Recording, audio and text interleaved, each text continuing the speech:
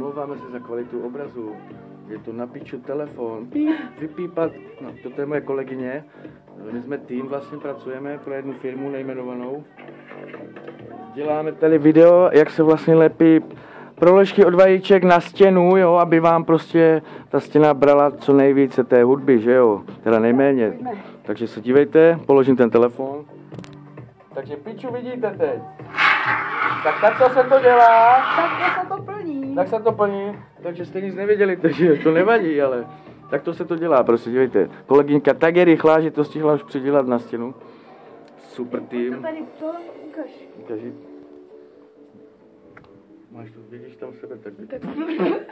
Ano, to my jsme tým, teď někam to tam fouknu. Tady no. Normálně jsem to tam foukl, nesedu se s tím. Si to. Takže takto se dělají ty proložky z těch vajec, lepijou se na stěnu. Kdybyste nevěděli, potřebujete k tomu polyuretanová pěna, je tady napsané.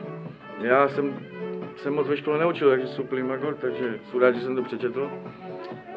Tady podívejte, kolegyně leze, jak leze. Už vylezla, sakra, zase jste to neviděli.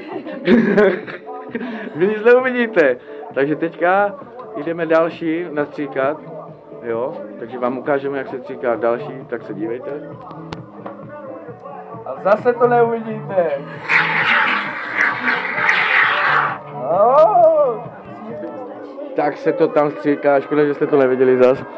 Ale určitě byste to viděli, kdybyste otevřeli oči, vy piče.